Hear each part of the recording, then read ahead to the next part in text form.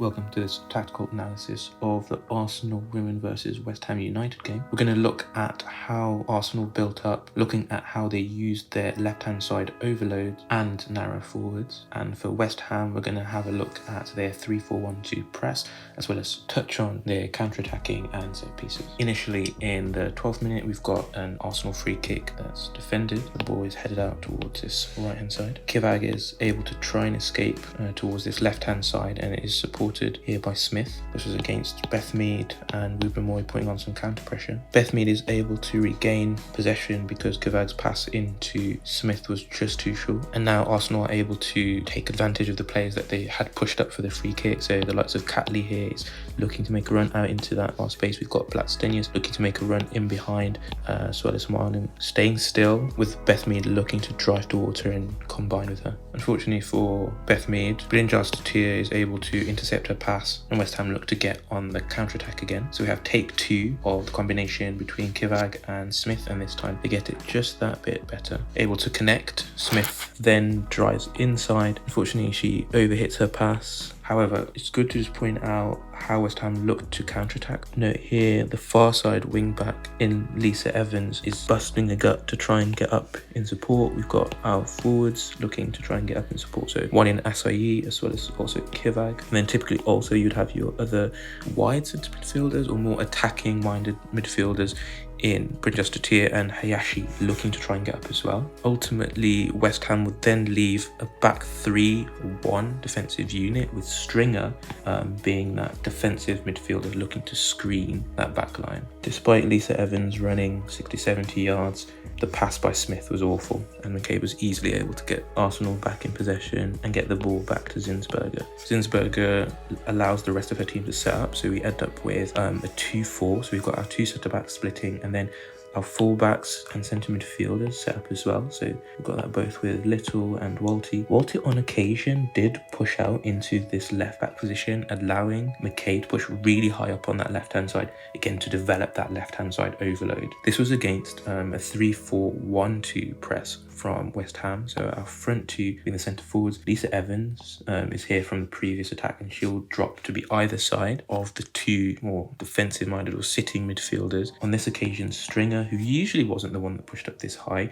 it's higher up. She's looking to try and mark wherever the CDM is for Arsenal, whereas the other two centre midfielders, so in this case Hayashi and Brinjas Tatia, are going to be looking to try and pick up whoever's playing as the number 8s, or number 8 in this case, with Marnham, who's looking to float across the pitch. And so Zinsberger plays a really nice ball out here into forward. This allows us to see that 3-4-1-2 again. So Stringer was that more advanced midfielder with the wing back and centre midfielders as that 4. As mentioned, we've got one of the centre midfielders looking to track the number 8 for Arsenal, looking to play between the lines, which is here, Marnham. Food is able to kind of drive past Lisa Evans, but is met by the tenacious Shimizu. Note here how Blackstenius is pushed all the way over to this left-hand side. So she has a preference for the left-hand side, which somewhat benefits the fact that Arsenal are looking to overload the left-hand side. You can also see Marnham, who's started off on this right-hand side for Arsenal and is constantly making her run, eventually looking to try and get into that gap if play develops sufficiently. West Ham have 2 throw-ins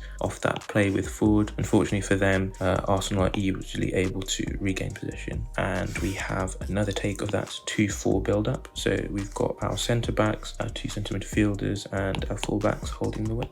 And again, our 3-4-1-2 press by West Ham. So our 2 centre forwards, one of our centre midfielders looking to try and press the CDM for Arsenal. And then because Walty has pushed higher, you've got some pressure here from a West Ham centre midfielder, just tracking her to prevent her being able to pick up the ball between the lines. And so we see that left-hand side focus again, with the ball played into Catley and then McCabe. But West Ham did this really well. They were able to cut off those passes into wide areas, given that they're playing this 3-4-1-2 shape, and that on quite a few occasions quite effective at forcing Arsenal to play the ball back ultimately all the way to their goalkeeper. And if West Ham had done this press sufficiently well, they could have their far-sided forward, in this case Kivag, come across from her side and press towards the goalkeeper, limiting her ability to distribute well. And so we see that here with Kivag. And we can also see those two centre midfielders tracking the CDMs for Arsenal. And so off the clearance / long ball, Stringer is able to win the header, but unfortunately Brynjas Tatir isn't able to connect with it, and Little wins possession higher up the pitch, ultimately ending with Arsenal playing the ball out towards this left-hand side. Note also how Walty is pushing up, partially to create space so that Little could pass out to Moritz, but we see how it will also cause a bit of confusion for the defensive line of West Ham. Moritz is able to play the ball into Beth Mead.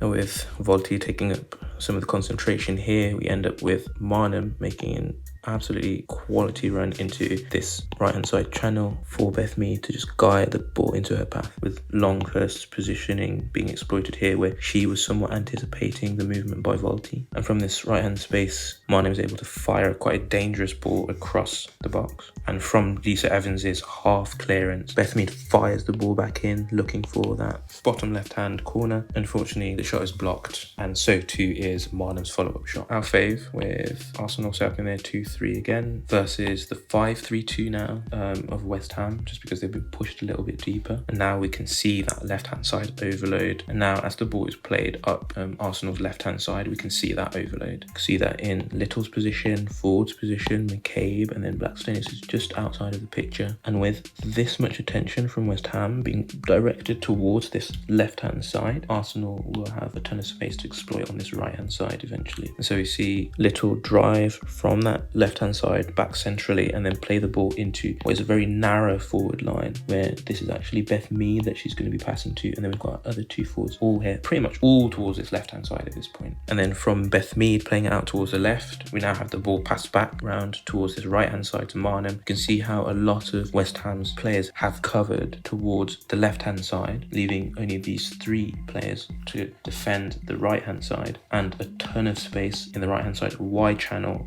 for Moritz. And so we see Moritz's cross from the right-hand side. Fortunately, it goes over everyone in the box and all the way over into McCabe, who fires on the half volley the ball just over and wide. Okay, other than West Ham constantly counter-attacking, looking to hit their centre forwards in Asai and Kivag, either to fee or in behind, with the centre midfielders looking to support as well as wing backs, West Ham did occasionally play a slower build-up, looking to try and get up one side, and then as Arsenal covered across towards that side, West Ham could then exploit the fact that they have wing backs and switch towards the other side, and hopefully with that wing back being higher up the pitch, potentially in a better crossing position, they can cross from there. And with that switch also, it allows other players to make sure they're in the box. On this occasion, Kivag's positioning has pinned both the left back and left centre back for Arsenal, creating space for Lisa Evans to attack and forcing Ford to track her. Unfortunately for Lisa Evans, McCabe is too tenacious and too quick and wins the ball back for Arsenal.